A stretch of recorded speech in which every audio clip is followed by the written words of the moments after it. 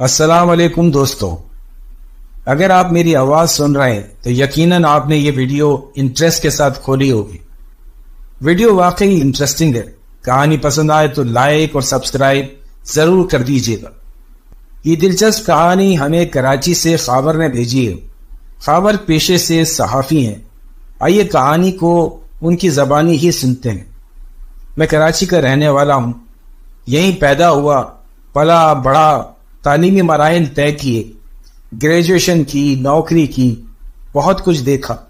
یہ 1999 کی بات ہے۔ میں بطور صحافی اداروں میں اپنی جگہ بنا رہا تھا۔ میں نے ٹی وی چینل کو جوائن کر لیا۔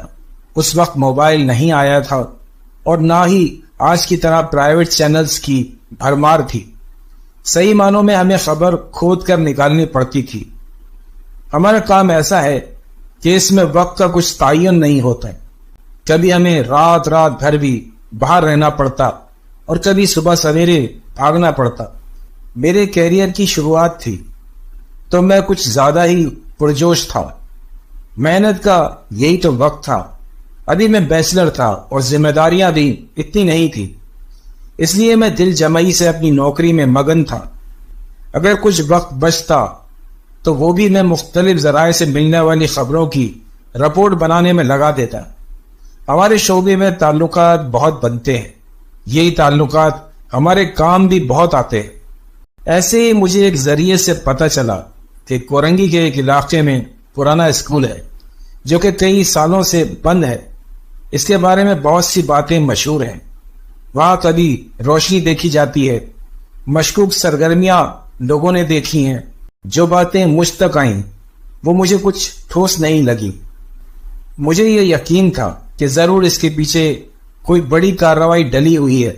اس کی ایک وجہ یہ بھی تھی، کچھ ماہ سے اس علاقے اور اس کے حدود میں کچھ واقعات ہو رہے تھے۔ 2 بچے اغوا ہوئے، 2 لاشیں اس علاقے سے برآمد ہوئے۔ وہاں کچھ سیاسی جماعتوں کے بھی معاملات تھے۔ جب میں نے اس اسکول کے بارے میں سنا تو مجھے نہ جانے کیوں ایسا لگا کہ حالات خرابی کا اس سے کوئی نہ کوئی تعلق ضرور ہے۔ یہ ایک بہترین موقع تھا۔ میں اس معاملے کی جڑ تک پہنچنا چاہتا تھا۔ اس کے لیے مجھے وہاں رات کو جا کر اس جگہ کو وزٹ کرنا پڑتا، وہ بھی 3 دن تک۔ اور اگر مجھے وہاں سے کچھ مل جاتا تو یہ میرے کیریئر کے لیے شاندار ثابت ہوتا۔ لیکن مسئلہ یہ تھا کہ میں اس جگہ اکیلے نہیں جا سکتا تھا۔ میں نے اپنے ایک سینئر ساتھی منور بھائی سے بات کی۔ پہلے تو انہوں نے مجھے منع کر دیا، لیکن میرے بہت زور دینے پر وہ تیار ہو گئے۔ ان کا یہی کہنا تھا، بھائی ہو سکتا ہے وہ جگہ کافی عرصے سے بند ہے، تو ایسی جگہوں پر تو اثرات ہو ہی جاتے ہیں، اور پھر وہ خود کو ظاہر بھی کرتے ہیں تاکہ وہاں کے بارے میں مشہور ہو جائے کہ یہ جگہ آصف زدہ ہے، اور یہ بات اتنی پھیل جائے کہ لوگ اس طرف آنے کی ہمت ہی نہ کرے۔ جبکہ میرا یہ کہنا تھا، لوگ اس طرح کی باتیں پھیلا کر ایسی جگہوں کو مجرمانہ سرگرمیوں کے لیے استعمال بھی تو کر سکتے ہیں، کیونکہ اس علاقے میں کچھ گڑبڑ چل رہی ہے۔ منور بھائی مان تو گئے، لیکن ان کی ایک شرط یہ تھی کہ ہم اپنے ساتھ 2 لوگوں کو اور لے کر جائیں۔ ایک بندہ باہر ہمارا ویٹ کرے گا اور 3 بندے اندر جائیں گے۔ دوسرے 2 بندے ہمیں ڈھونڈنے پڑے۔ ایک تو منور بھائی کا جاننے والا تھا جو اسی علاقے کا رہنے والا تھا، عیسیٰ نام تھا اس کا، اور دوسرا میں نے اپنے ایک کزن رمیز کو ساتھ لے لیا۔ وہ ابھی صحافت پڑھ رہا تھا، اس کے لیے تو یہ ایک ایڈونچر تھا۔ لیکن ہم یہ نہیں جانتے تھے کہ وہ رات ہمارے لیے کیا لے کر آنے والی ہے۔ پہلے کچھ دن ہم نے غیر محسوس طریقے سے آس پاس کے لوگوں سے اپنے طور پر معلومات کی، لیکن کوئی ٹھوس سوائے نہیں ملے۔ بس لوگوں کا یہ کہنا تھا کہ ان کو فلاں وقت وہاں سے روشنی دکھی، کسی کو وہاں سے آواز آئی۔ وہاں کے قریب کے رہائشی کا کہنا ہے یہاں سے کبھی کبھی بچوں کی آواز آتی ہے۔ یہ ساری معلومات ہم ایسے جمع کر رہے تھے کہ کسی کو شک نہ ہو۔ منور بھائی کا تو ابھی بھی یہی کہنا تھا، خابر سوچ لو، تم کچھ اور سوچ رہے ہو اور مجھے کچھ اور لگ رہا ہے، ایسا نہ ہو کہیں لینے کے دینے نہ پڑ جائے۔ لیکن میں ٹھان چکا تھا، یوں بھی میرا یہ ماننا تھا جنات بھی ہم انسانوں کی طرح مخلوق ہیں، لیکن یہ ایسے انسانوں پر اثر انداز نہیں ہوتے جتنا انسان ان باتوں کو بڑا چڑھا کر بتاتے ہیں، بلکہ انسانوں اور ان کے درمیان ایک پردہ حائل ہے۔ جمعرات کے دن ہم نے رات 1 بجے کا وقت رکھا۔ میں نے رمیز کو پک کیا۔ منور بھائی پہلے ہی لوکیشن پر پہنچ گئے تھے۔ ہم نے ضروری سامان کے ساتھ اپنے ہاتھوں میں ٹارچ بھی رکھی ہوئی تھی۔ عیسیٰ کو ہماری کارروائی کا پتہ تھا۔ وہ اسکول سے کچھ فاصلے پر اپنے ایک دوست کے گھر کی چھت پر تھا۔ ہمیں کہیں سے بھی کوئی خطرہ لگتا تو ہم نے اسکول میں سے کہیں سے بھی آسمان کی طرف روشنی کچھ لمحوں کے لیے گھما دینی تھی۔ عیسیٰ الرٹ ہو جاتا اور وہ کوئی نہ کوئی مدد لے آتا۔ منور بھائی تو عین وقت پر بھی طبیعت خرابی کا بہانہ کر رہے تھے، لیکن میں نے ان کی چلنے نہ دی۔ سینئر تو تھے لیکن بے تکلف دوست بھی تھے۔ میں بھی ان کی بہت سی باتیں مانتا تھا۔ اس اسکول کی باؤنڈری وال پچھلی طرف سے تھوڑی ٹوٹی ہوئی تھی اور یہیں سے ہمیں اسکول میں داخل ہونا تھا۔ جھاڑیوں اور گراؤنڈ کو عبور کر کے ہم اسکول کی مین گیٹ پر پہنچے۔ ٹارچ ہمیں بوقت ضرورت ہی جلانی تھی۔ ٹھیک 1 بجے میں، رمیز اور منور بھائی کود پھاند کر اس اسکول میں داخل ہوئے۔ خوب اندھیرا اور سناٹے کا عالم تھا۔ ہم دونوں تو آگے آگے چل رہے تھے، لیکن منور بھائی کچھ سست سے پیچھے چل رہے تھے۔ وہ شاید اس چکر میں تھے جہاں موقع ملے فرار ہو جائیں۔ ایسا لگ رہا تھا یہاں کافی عرصے سے کوئی نہیں آیا۔ جھاڑیاں، جنگلی پودے بھرے ہوئے تھے۔ اس کو ہٹاتے ہوئے ہم آگے بڑھ رہے تھے۔ ہمیں اسکول کے احاطے تک پہنچنا تھا۔ ایک بات تھی کہ یہ اسکول ایک وسیع رقبے پر بنا تھا۔ ہم احاطے کے قریب پہنچ گئے تھے۔ کلاس روم کے دروازے اور ان پہ لگا تالا صاف دکھ رہا تھا۔ ایک بات جو ہم نے واضح طور پر محسوس کی، ہم جب احاطے میں داخل ہوئے یہاں ٹھنڈ تھی۔ یہاں داخل ہوتے ہی سرد لہر جسم کو چھو کر گزری تو ہم تینوں ہی چونک گئے۔ ابھی تک تو ہمیں یہاں کچھ بھی محسوس نہیں ہوا۔ مسئلہ یہ تھا کہ ہم کلاس روم میں تو جا نہیں سکتے تھے۔ وہ 4-5 زینے تھے۔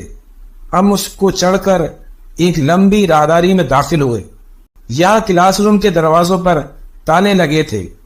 ابھی تک تو ہم اندھیرے میں ہی گھوم رہے تھے۔ پہلے تو ہمیں یہاں انسانی نقل و حرکت جانچنی تھی، جو کہ ابھی تک ہمیں یہاں محسوس نہیں ہوئی۔ اب اگر انسانی حرکت نہیں ہے تو اس کے شواہد اکٹھے کرنے ہوں گے۔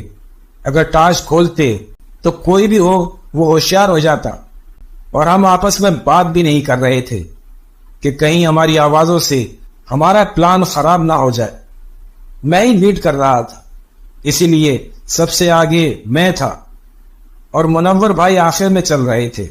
کیوں، وہ تو آپ جانتے ہی ہیں۔ وہ کافی بڑی راہداری تھی۔ کم از کم ہم 10 کلاسوں کے بند دروازوں کے سامنے سے گزرے ہوں گے، اور راہداری کے اختتام پر ہی مجھے اوپر کی طرف جاتے زینے دکھ گئے۔ میں نے ان لوگوں کو پیچھے آنے کا اشارہ کیا، لیکن یہ نہیں دیکھا کہ یہ میرے پیچھے آ بھی رہے ہیں کہ نہیں۔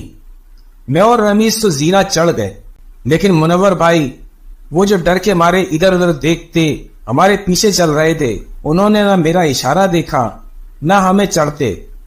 ایک تو اندھیرا، اوپر سے ہم آپس میں بات کرنے سے گریز کر رہے تھے۔ ادھر ہم زینہ چڑھ گئے اور ادھر منور بھائی اندھیرے میں بھٹک گئے۔ وہ زینے سے تھوڑا آگے کی طرف نکل گئے۔ تب ان کو اندازہ ہوا اب وہ ہمیں آواز بھی نہیں دے سکتے تھے۔ کچھ نہ ہوتے ہوئے بھی ماحول ایسا تھا کہ منور بھائی کی خوف سے سٹی گم ہو گئی۔ اب جو انہوں نے نظر دوڑائی تو انہیں تھوڑے فاصلے پر عمارت کے پاس کوئی سایہ سا دکھا۔ ان کو یہی لگا کہ ہم لوگ ہیں اور تیزی میں آگے نکل گئے ہیں۔ وہ بھی تیزی سے اس طرف بڑھے، لیکن اس جگہ پہنچ کر ان کو اندازہ ہوا وہاں تو گھپ اندھیرا اور سناٹا تھا۔ اب تو ان پر خوف طاری ہوا۔ تھے تو وہ ابھی بھی آسمان کے نیچے ہی۔ انہوں نے ٹارچ وہیں پھینک دی، سیدھا پلٹ کر اسی طرف بھاگے جس طرف سے آئے تھے۔ کلاس روم والی راہداری میں بھاگتے ہوئے ان کے پاؤں کا جوتا سلپ ہو کر نکل گیا۔ منور بھائی کا کہنا تھا کہ انہوں نے باقاعدہ اپنے پیچھے ہنسی کی آواز سنی تھی، لیکن پلٹ کر نہیں دیکھا، وہ تو وہاں سے نکل گئے۔ ادھر ہم دو جیسے ہی زینہ چڑھے، میں اور رمیز سمجھ رہے تھے کہ منور بھائی ہم سے پیچھے ہی ہیں۔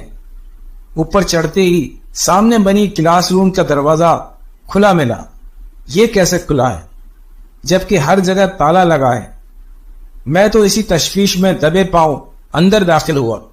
میں نے ٹارچ جلا لی، میرے ساتھ رمیز بھی داخل ہو گیا۔ میں نے پہلے تو کمرے کا جائزہ لیا۔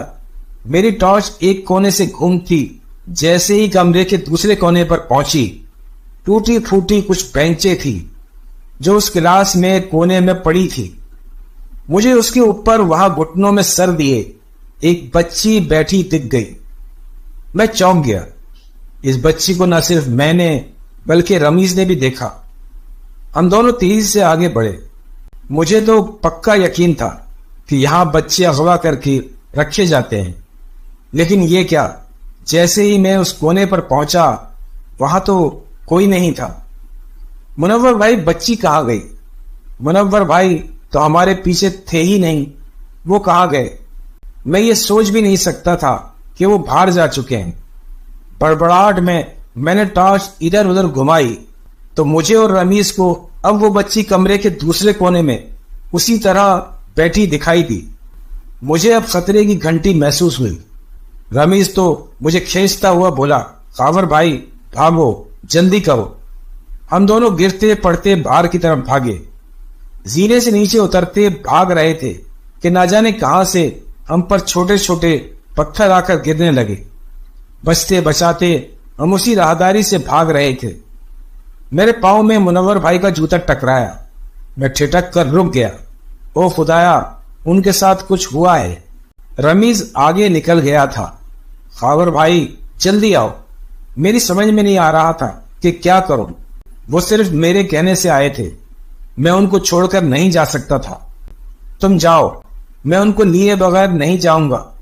میں آیت الکرسی پڑھتا، منور بھائی کو آواز دیتا، جوش جذبات میں واپس پلٹ گیا۔ رمیز چلا کر کہہ رہا تھا، بھائی زندہ بچیں گے تو کچھ کریں گے، ابھی تو یہاں سے نکلو۔ اور مجھے جیسے اوپری منزل سے شور کی آوازیں آنے لگی۔ بس میرا جوش ٹھنڈا پڑ گیا۔